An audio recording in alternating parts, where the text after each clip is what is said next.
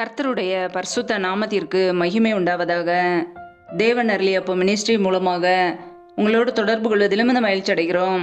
இன்றைக்கும் இந்த நாளிலும் தேவன் நமக்கு கொடுக்கிற வார்த்தை பிரசங்கி 12ஆம் அதிகாரம் 14ஆம் வசனம்.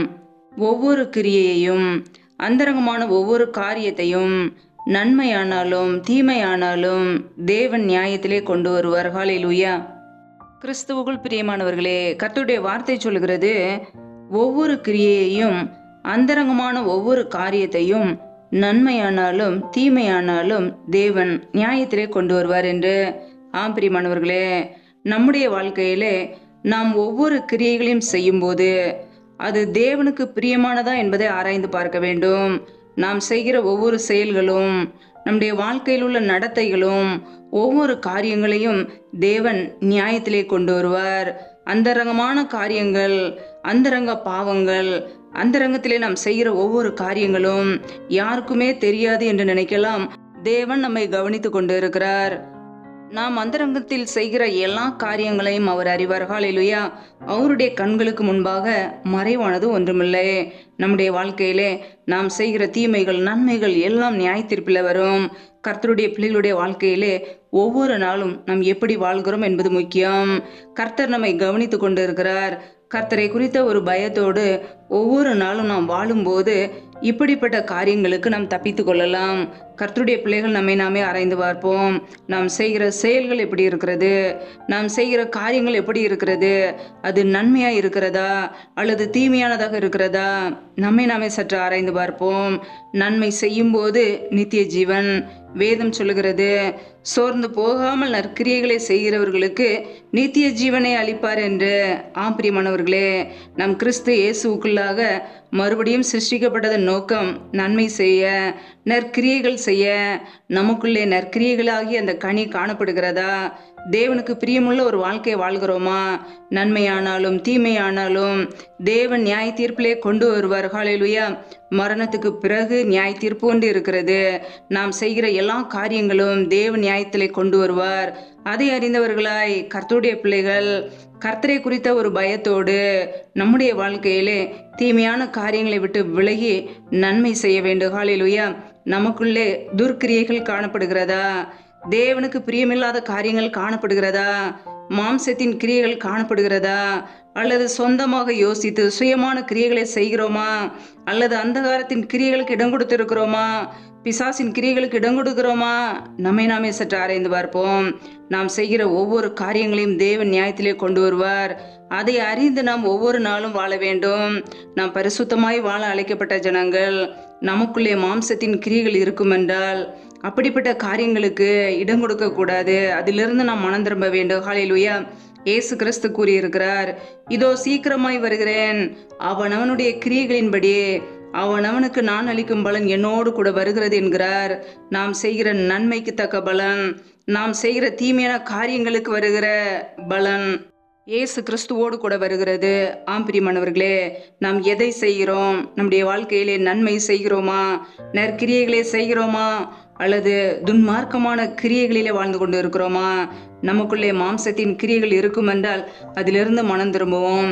இன்றைக்கு அனைவருடைய வாழ்க்கையிலே மாம்சத்தின் கிரியைகள், தேவனுக்கு விரோதமான பாவங்கள், விபச்சார பாவங்கள், வேசித்தனங்கள், அசுத்தமான காரியங்கள், வைராகியங்கள், கோபங்கள், சண்டைகள், இப்படிப்பட்ட மாம்சத்தின் கிரியைகள் காணப்படுகிறது. வேதம் சொல்கிறது, இப்படிப்பட்டவைகளை செய்கிறவர்கள் தேவனுடைய ராஜ்யத்தை சுதந்திரிப்பதில்லை என்று. ஆம் பிரியமானவர்களே, மாம்சத்தின் கிரியைகள் இருக்கும் என்றால், அதிலே நாம் வாழ்ந்து கொண்டு இருப்போம் என்றால் தேவனுடைய ராஜ்யத்திலே பிரவேசிப்பதில்லை. நாம் அதிலிருந்து மனம் திரும்ப வேண்டும். நமக்குள்ளே ஆவியானவருக்கு இடம் கொடுக்க வேண்டும். ஆவிக்குரிய கனிகள் நமக்குள்ளே செயல்பட வேண்டும். நாம் கிறிஸ்துவனுடையவர்களாய் வாழ வேண்டும். நம்முடைய வாழ்க்கையிலே இன்னைக்கு எப்படி வாழ்கிறோம்? நாம் செய்கிற செயல்கள் எப்படி காணப்படுகிறது? நன்மையான காரியங்களாய் இருக்கிறதா? நல்ல நடத்தையாக இருக்கிறதா? அல்லது துர்க்குணங்களாய் தீமையான காரியங்களை செய்கிறோமா? நம்மை நாமே சற்று ஆராய்ந்து பார்ப்போம். வேதத்திலே நாம் வாசிக்கிறோம், ரோமர் 2ஆம் அதிகாரம் 6ஆம் வசனத்திலே, தேவன் அவனவனுடைய கிரியைகளுக்கு தக்கதாய் அவனவனுக்கு பலனளிப்பார் என்று வசனம் சொல்கிறது. ஆம் பிரியமானவர்களே, நாம் செய்கிற செயலுக்கு தக்கதாக பலன் கொடுக்கிற தேவன். நம்முடைய வாழ்க்கையில நாம் செய்கிற கிரியைகள் எப்படி காணப்படுகிறது? நம்முடைய நடக்கைகள் எப்படி காணப்படுகிறது? நாம் பேசுகிற பேச்சு எப்படி காணப்படுகிறது? வேதம் சொல்கிறது, கொலோசையர் 3:17 வார்த்தையினாலாவது கிரியையிலானாவது நீங்கள் எதை செய்தாலும் அதையெல்லாம் கர்த்தராகிய இயேசுவின் நாமத்தினாலே செய்து அவர் முன்னிலையாக பிதாவாகிய தேவனை ஸ்தோத்திரியுங்கள் என்று நாம் வார்த்தையிலே கிரியையிலே எதை செய்தாலும் தேவனுடைய நாம மகிமைக்காக மாத்திரமே செய்ய வேண்டும். நம்முடைய வாயின் வார்த்தைகள் எப்படி இருக்கிறது? நாம் செய்கிற செயல்கள் எப்படி இருக்கிறது? நம்முடைய வாழ்க்கையிலே நற்கிரியைகளிலே பெறுகிறவர்களாக இருக்க வேண்டும். நற்கிரியைகளை செய்வதற்கே தேவன் நம்மை மறுபடியும் அழைத்திருக்கிறார். ஹல்லேலூயா! அதற்காகவே நாம் ஏற்படுத்தப்பட்டு இருக்கிறோம். நம்முடைய வாழ்க்கையிலே நாம் இன்றைக்கு எப்படி வாழ்கிறோம்? ஒவ்வொரு நாளும் நம்மை நாமே சற்று ஆராய்ந்து பார்க்க வேண்டும். தேவனுக்கு பிரியமுள்ள ஒரு வாழ்க்கை வாழ்கிறோமா? அல்லது இந்த உலக காரியங்களிலே ஈடுபட்டு மாம்சத்தின் கிரியைகளுக்கு இடம் கொடுக்கிறோமா? அல்லது அந்தகாரத்தின் கிரியைகள் நமக்குள்ளே இருக்கிறதா? நம்மை நாமே சற்று ஆராய்ந்து பார்த்து நம்முடைய வழிகளை சீர்திருத்திக் கொள்வோம்.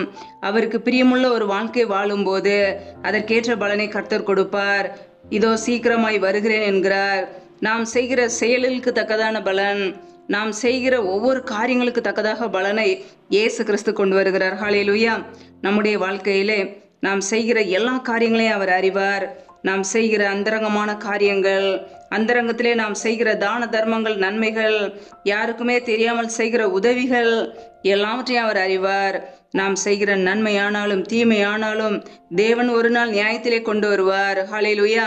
கர்த்தருடைய பிள்ளைகள் அதை அறிந்து கர்த்தரை குறித்த ஒரு பயத்தோடு நன்மையான காரியங்களை மாத்திரம் செய்வோம். தீமையான காரியங்களை விட்டு விலகி வாழ்வோம். கர்த்தர் நம்மோடு கூட இருந்து நம்மை ஆசீர்வதிப்பார். ஹல்லேலூயா! கர்த்தர் தாமே இந்த வார்த்தையின்படி உங்களை ஆசீர்வதிப்பாராக. ஆமேன். நம்மை நாமே அவருடைய சமூகத்திலே தாழ்த்தி அர்ப்பணித்து ஜெபிப்போம். ஜெபம். எங்களை அதிகமாய் நேசிக்கிற எங்கள் அன்பின் பரலோக பிதாவே, மை துதிக்கிறோம், ஸ்தோதரிக்கிறோம். அப்பா, இந்த நாளிலும் கூட நம்முடைய வார்த்தைகளோடு எங்களோடு பேசினீரே, அதற்காக உமக்கு ஸ்தோத்திரம், ஸ்தோத்திரம், ஸ்தோத்திரம். ஒவ்வொரு நாளும் கண்ணின்மணி போல எங்களை பாதுகாத்து கிருபையோடு ஜீவனோடு வைத்திருக்கிறீரே, உமக்கு நன்றி அப்பா. நல்லவரே மை துதிக்கிறோம், வல்லவரே மை துதிக்கிறோம் அப்பா. ஒவ்வொரு நாளும் எங்களுடைய தேவைகளை சந்திக்கிறீரே, நன்றி. ஒவ்வொரு நாளும் எங்களை பாதுகாக்கிறீரே, நன்றி. இப்பொழுது இணைந்திருக்கிற ஒவ்வொரு குடும்பங்களையும் நம்முடைய கரங்களிலே அர்ப்பணிக்கிறோம். என் தேவன் தாமே பிள்ளைகளை பாதுகாத்துக் கொள்வீராக. ஒவ்வொரு குடும்பங்களையும் ஆசீர்வதிங்கப்பா. பிள்ளைகள் செய்த தவறுகள், குறைகள், குற்றங்கள் எல்லாவற்றையும் மன்னித்து உடைய கிருபையினால் நிரப்புவீராக. என் தேவன் தாமே ஆசீர்வதிப்பீராக. ஒவ்வொரு குடும்பங்களிலும் செய்கிற வேலைகளை ஆசீர்வதிங்க. கையின் பிரயாசங்களை பெருக பண்ணுங்க. கர்த்தரின் ஆசீர்வாதமே ஐஸ்வர்யத்தை தரும் என்று வசனம் சொல்கிறது. பிள்ளைகளை ஆசீர்வதித்து உடைய ஐஸ்வர்யத்தினால் நிரப்புங்கப்பா. சோர்ந்து போன நம்முடைய பிள்ளைகளுக்கு பலனை கொடுங்க, சத்துவத்தை கொடுங்க. எந்தெந்த குடும்பங்களிலெல்லாம் பலவீனத்தோடு, சோர்வோடு, வியாதியோடு இருக்கிறார்களோ என் தேவன் அவர்களை சுகமாக்குங்க.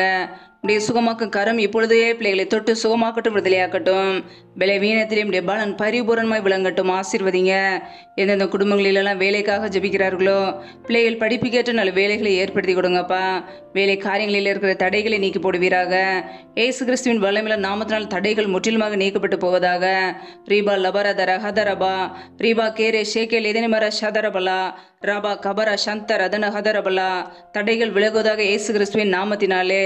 ரியாக்கோபோர சந்த ரதன ஹதரபலா ரீபா கேரே ஷேகேல் எதனிமர ஷதரபலா. ஆவியானவரே நம்முடைய கரங்களிலே அர்ப்பணிக்கிறோம். எந்தெந்த குடும்பங்களிலெல்லாம் கர்ப்பத்தின் கனிக்காக ஜெபிக்கிறார்களோ என் தேவன் அந்த பிள்ளைகளை கண்ணோக்கி பார்ப்பீராக. என் தேவன் பிள்ளைகளை ஆசீர்வதிங்கப்பா. கர்ப்பத்தின் கனியில் இருக்கிற தடைகளை முற்றிலுமாக நீக்கி போடுவீராக. தடைகளை நீக்கி போடுகிறவர் பிள்ளைகள் வாழ்க்கையிலே முன் சென்று இருக்கிற எல்லா தடைகளையும் நீக்கி போடுங்கப்பா.